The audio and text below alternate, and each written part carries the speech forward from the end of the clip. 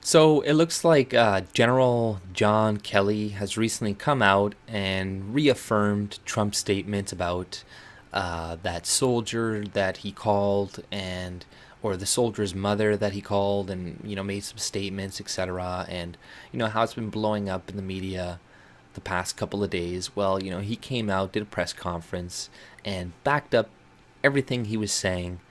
Uh, you know, put made that other girl look kind of bad as well. But this is just what the media does all the time to conservatives or people on the right. It's whenever there's a white dude on the right, conservative, you really have to be careful how you speak to women or people of color, because we've all seen it, we all know it. As soon as you argue with a woman, etc., or like Trump was doing when he's argued with Rosie O'Donnell or insulted a couple women, now he hates all women. Now he's a sexist. He hates all women.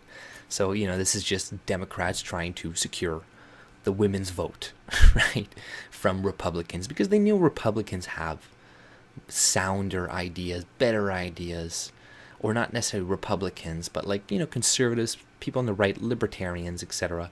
So the best way they can keep you away from that is saying sexist, racist, etc. And they do the same with black people, right? You look at Trump. He says he tells people to stand and the players to stand, and automatically, what does the media do? All black, a lot of black players, or a lot of players in the NFL are black, so they're like, he's racist. He's telling these people to stand. He's like trying to be their slave master, etc. So it's crazy nonsense, right? It's always like they always go back to that bullshit. And then now with the whole soldier thing, the guy is black. So then what do they do? Oh my god, he's being insensitive. Why? Because he hates black people. And I really hope people don't keep falling for this blatant bullshit. Like, come on. Like, I know it's not going to change it. People believe what they already want to believe. They're just going to see that, and they're going to believe that one lady, her take on it, and they're just going to disregard what this general says anyways, and be like, oh, he's covering for Trump.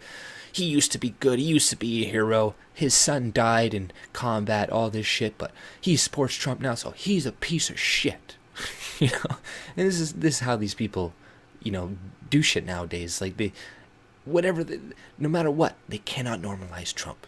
And it's funny what they're doing right now. They're normalizing the fuck out of George Bush. Like, he's doing speakings and he's speaking out against Trump and all this shit. And it's like, this guy's responsible for hundreds of thousands of deaths. And it's like, they don't care. As long as you come out against Trump, you could be a rapist, a pedophile, all this shit. But as long as you come out against Trump, they will fucking support you. It doesn't. And if they can hide the fact that they know that you're a pedophile and they can keep it hidden, like Weinstein and stuff like this, then they will. And it's just crazy nonsense. It's all projection. This is what it is. It's all projection. It's like, you're racist, you're sexist, but what comes out? Who comes out? Who's coming out right now as the people who are abusing the majority of the women and stuff?